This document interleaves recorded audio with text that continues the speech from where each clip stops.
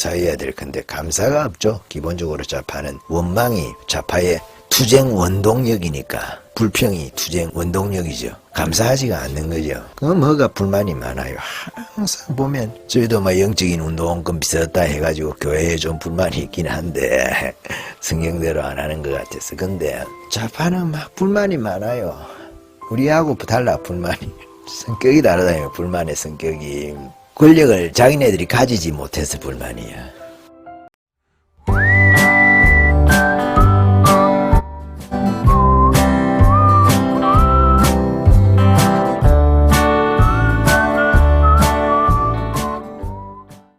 저는 여러분 한편으로 이런 생각을 해봐요. 작년이죠.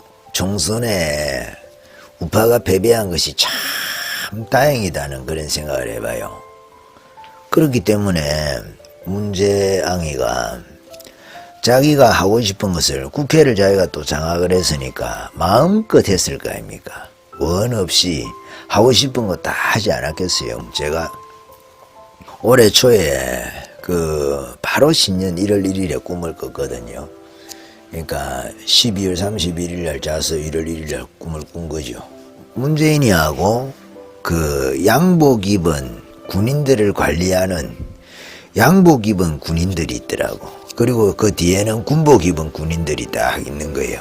그런데 청와대가 딱 앞에 있고 문재인이가 양복 입은 군인들을 데리고 가고, 그리고 양복 입은 군인들 뒤에는 군복 입은 군인들이 양복 입은 군인들 눈치를 보면서 쫄래쫄래 군인 같지도 않아요. 한편으로는 군기 빠져가지고 군복 입은 군인들이 그래가지고 쫄래쫄래 쫓아가는데 그 문재인이가 좌측으로 가고 싶어가지고 막 얼굴이 그쪽으로 가고 싶은 기색이 있잖아요. 기색이 역력해요. 좌측으로 가고 싶은데 눈치를 보면서 누군가의 눈치를 보면서 어쩔 수 없이 우측으로 가는 거예요. 옛날에 노무현에 대해서 그러지 않습니까? 좌측 깜빡이 켜고 우측으로 갔다 우회전했다 그러지 않습니까? 그러다가 사고 나잖아요. 그러다가 아니 우회전해야 될 사람이 우회전해야 되는데 지금 좌측 깜빡이 켜놓고 말이죠. 우회전해버리면은 그 신호하고 차량 방향하고 다르면은 사고 나지 않습니까?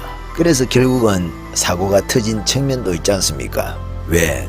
결국은 서쪽 지방에 사람들을 기용을 기대만큼 못 해줬어요. 기대만큼 못 해줬거든. 그러니까 서쪽 지방에서 배신감을 가지게 된 거예요. 한편으로. 그래서 나중에 노무현의 지지율이 3% 5% 그렇게 되지 않습니까? 아무도 지지하지 않는다는 거지. 골수 외에는 그 측근들 관련해가지고 있는 사람들 외에는 아무도 지지하지 않는다는 거예요. 그래서 노무현의 비극이 시작되었다. 그렇게 평론하는 분들도 계세요.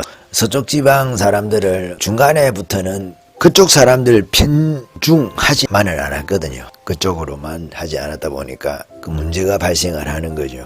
자기네들이 만들었는데 자기네들을 많이 쓸 줄 알았는데 기대만큼 안 쓰지는 않았는데 기대만큼 후반부 들어서면서 쓰지 않았기 때문에 거기서 탈이 났다 이렇게 지적을 하더라고요. 근데 그 교훈을 문재인이가 너무 잘 알고 있는 거예요. 나는 절대로 서쪽 사람들을 버리면 안 되는구나. 버리면은 우리 무연히 형님 꼴 나는구나. 이렇게 되는 거예요. 그렇게 해서 지금 집착에 가까울 정도로 지금 서쪽 사람들의 눈치를 보고 있거든요. 눈치를 보고 있고 하는데 그러면은 국방 문제에 있어서도 자해전을 좀 해야 될 것 같은데 자해전을 하고 싶어 죽겠는데 하기 싫은 인상으로 우측으로 자기 양복 입은 똘마니들하고 또 양복 입은 똘마니들 뒤에는 군복 입은 똘마니들이 따라가는 거예요. 쫄쫄쫄 따라가는데 군기가 빠져가지고 군인들이 있지 않습니까? 군인들 보면 알잖아요. 군기가 빠져가지고 말년병장 같아. 그래가지고 따라가더라. 그래서 국방 문제에 있어서는 그래 제가 그때 그리 생각을 한 거예요. 아, 올해는 이 우회전을 좀 하겠구나. 하기 싫어도 이제 말년이니까 다 왔으니까 억지로 하는 거예요. 모양만 갖춰가지고 그냥 뭐 돈으로 할 수 있는 거 있잖아요. 돈으로 뭐 무기 산다든지 그런 거 하는 거예요. 그런 거 하는 건데 어쩔 수 없이 하기 싫지만 미국의 압력도 있겠죠. 어쩔 수 없이 자해전을 못 하는 거예요. 국방 문제 자해전 해라면 큰일 나지 않습니까? 저는 그런 걱정을 했거든요. 그래 한편으로 안심을 했어요. 저게 한계가 있는 거다. 권력이라는 게. 하고 싶어도 자해전 하고 싶다고 해서 자해전 할 수 있는 게 아니거든요. 큰 탈이 나게 되니까. 그래서 그런 생각을 했었습니다. 그래서 국회를 작년에 장악을 했지만은 국회를 장악하고 행정부를 장악했다고 해도 여러분 임기 말이 되면은 자기가 원하는 대로 그래도 다 할 수는 없는 거예요. 걱정이 되거든요. 권력이 끝나고 나서 과연 자기 측근이 대통령이 되면 좋지만은 자기 측근이 대통령이 좌파 내에서도 안 될 수도 있거든요. 지금 대표적인 게 이재명이 아닙니까? 문재인이 쪽 사람은 아니거든. 어쩔 수 없이 경상도 우파, 안동인가 그렇지 않습니까? 경상도 우파를 세워야, 경상도 좌파죠. 경상도 좌파를 세워야 정치공학적으로 당선이 될 수 있고 가능성이 높다 보니까 그래서 어쩔 수 없이 울며 겨자 먹기 식으로 이낙연이 같은 경우에는 전라도지 않습니까? 전라도 좌파는 경상도서 안 밀어주면 되기 어렵거든. 한편으로 좌파라 하더라도. 그래서 이재명이를 대통령 후보로 세운 거 아닌가. 한편으로 또 어쩔 수 없이 원치는 않지만은 어쩔 수 없다 해가지고 하는 측면도 있겠죠. 또 하나는 국회를 그 지금 좌파에서 가지고 있는 것 자체가 문재인이가 더 많은 잘못을 자기 마음껏 할 수 있는 기회를 주는 거거든요. 한편으로 국회 같은 경우에를 그 야당이 장악하고 있다고 하면은 어떻게 되겠어요? 그래도 이준석이나 이런 애들이 야당 대표를 하고 이럴 때는 그것도 조심스러워요.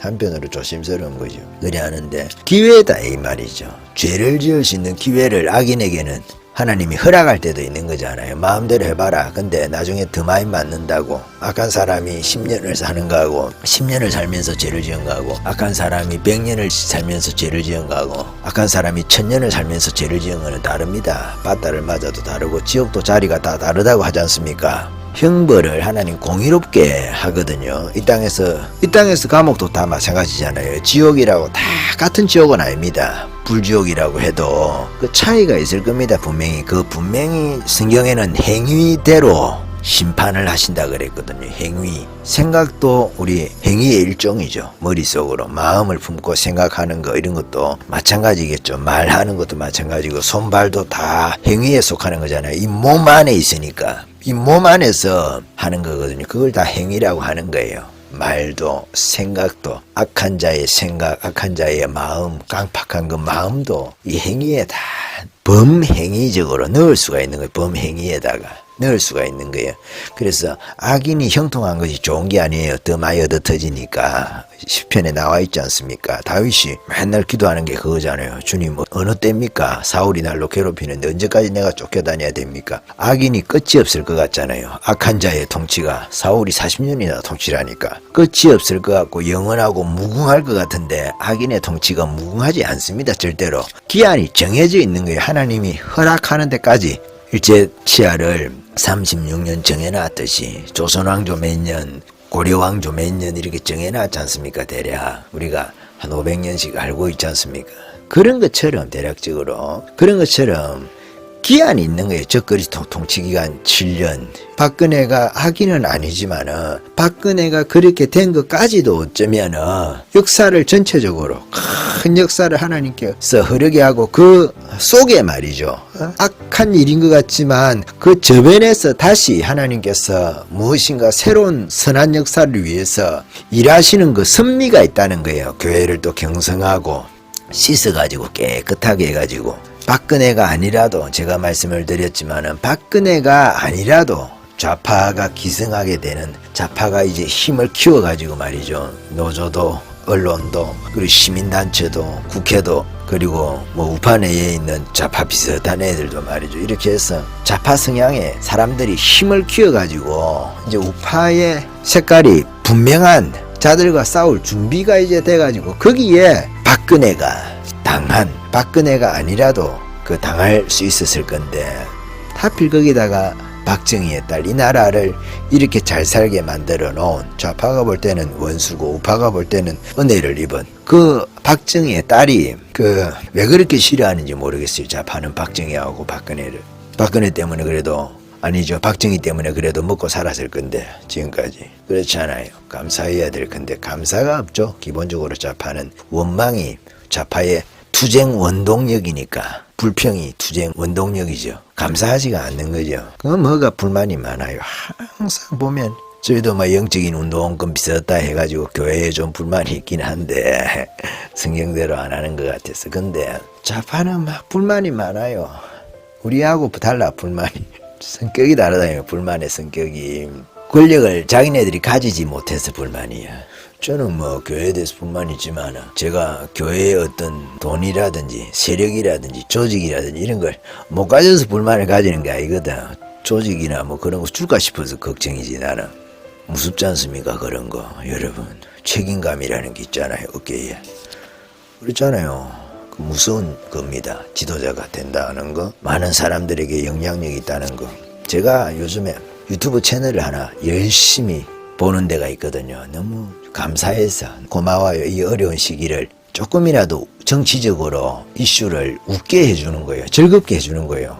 저는 그 몇백 명 될 때부터 팬이었는데 너무 좋은 거예요. 그래 또 잘 되니까 또 너무 좋고. 근데 지금 구독자도 많고 조회수도 많거든요. 우파내에서. 그러니까 그 젊은 분이 그래도 엄청난 그 성실함과 근면함과 우파를 향한 이 뜨거운 가슴이 있는 거예요. 아주 냉철한 지성도 있지만 이 뜨거운 가슴이 원동력이 돼가지고 너무 잘하는 거예요. 근데 한 번씩 이제 아니죠. 거의 업로드를 안 하는 날이 없어요.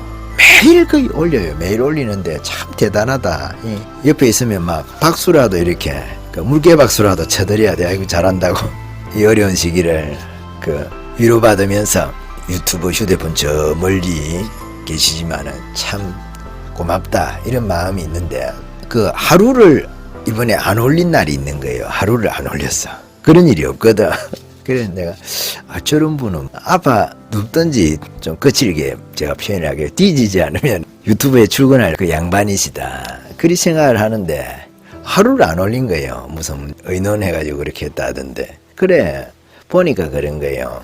그 얼마나 부담스럽겠나. 혼자 그런 생각을 한 거예요. 기다리는 사람이 조회수가 뭐 하나 올릴 때마다 40만 가까이 되니까 3, 40만 되니까 그 하루 안 올리면 매일 올리던 사람이니까 40만 명 이상 되는 사람들이 40만 명 이상 되는 사람이 한 시에 시민 전체잖아요. 그게 그런 사람들이 그 사람 업로드 하나 클릭하고 휴대폰을 잡고 있었을 거 아닙니까? 하루를. 물론 이제 알람이 있으니까 다 그런 건 아니죠. 알람 올려놓으면 알람 오면은 이제 보고 하면 되는데. 근데 그래 알람 안 하신 분들도 많이 있지 않겠어요? 나이 드신 분들이. 얼마나 그 부담 되겠습니까? 아이고, 내 하루 안 하면은, 좀 과장 못하면은 50만 명이 기다린다 해보세요. 실제 조회 숫자가 그리 나오니까 거의. 정말 부담스럽지 않습니까? 말이 유튜버지, 여러분. 그래, 저희 같은 경우에도 이제 다시 시간이 조금 허락이 돼가지고 제가 바빠가지고 도저히 짬을 낼 수 없었고, 그래, 다 잊어먹었거든요. 다 잊어먹어. 다시 배워가지고 조금씩 해보려고 하는데, 하고 싶은 말도 있고 하니까, 또 대선 치르고 하니까 그리 하는데, 참 그 많은 사람들이 들으면은 얼마나 마음이 부담되겠어요. 그러니까 한 번씩 스쳐가면서 들어가지고 조회수가 많이 나오면 부담이 좀 적지 않겠어요. 그냥 편하게 많은 사람들이 보니까. 근데 골수 팬들이 한 뭐 1년, 2년, 그때부터 쭉 봐오던 사람들이 누적이 돼가지고 실질적인 조회 숫자가 한 40만 된다, 50만 된다. 근데 매일같이 지금까지 두세 개를 유튜브를 올린다. 그게 여러분 쉽지 않은 거거든요. 마치 목회자적 사명감이죠. 목회자 뭐 새벽기도 매일같이 평생에 한 번도 안 빠진 분들이 계시잖아요. 윤석정 목사님이라든지 이런 분들은 자기가 항상 거의 뭐 죽지 않으면 마이크 강단에서 본인이 지키지 않습니까? 양들을 지킨다고. 대단한 거죠, 여러분. 엄청난 거지 않습니까? 저는 그런 분들 존경하거든. 근성 있고.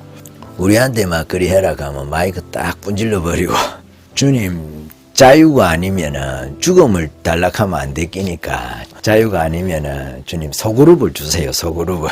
그리 할 거예요. 많은 사람들 그거 하면 부담스럽지 않습니까? 겁이 나서 그런 게 아니고 감사하면서도 얼마나 부담스럽겠어요. 내 안 하면 말이지. 대타도 없어. 대타도. 그렇잖아. 유튜브도 그런 거예요. 이야기한 내용을 잠깐 정리를 해보면 이렇습니다. 우리가 총선을 졌지 않습니까? 총선을 졌는데 그것이 꼭 우파에 나쁜 건 아니다. 지는 것이 잘했다는 것이냐? 그런 의미는 아니고요. 문재인이 마음껏 죄를 짓도록 그 폭을 넓혀둔 그런 차원에서 국회가 막질 않았으니까 네 마음대로 해봐라 말이지. 그런 차원이 있다는 거예요. 그래서 한방에, 거친 말로 하면 한방에 조지기 위해서 하나님께서 그렇게 하실 수도 있다는 거예요. 그렇지 않습니까? 죄가 많이 쌓이고 죄가 큰 죄가 또 많이 쌓이게 하는, 크고 숫자도 많은 죄 종류도 교회의 은사보다 더 많은 죄의 종류를 여러 가지 잘못을 범하게 할 수 있는 그 무대를 총선이 만들어준 거 아니냐. 좌파가 마음껏 활동하기 위해서 좌파가 드러나서 마음 놓고 말이야. 국회 우리가 권력을 장악했으니까 국회 권력을 장악하고 있으면 뭐합니까? 내 권력이 끝이 나는데, 임기가 지나고 나면. 시간 지나면 의미가 없는 거예요. 시간 지나면 자신에게 그것이 더 독이 되는, 약이 아니라 독이 되는 국회를 장악했던 것이 오히려 국회를 야당이 장악하고 있어서 자기 마음대로 못하고 눈치를 보면서 조심하고 말이죠. 겁을 먹고 그렇게 했으면 본인에게는 더 좋을 수도 있지 않는가 하는 그런 의미에서 생각을 해봤습니다. 아멘.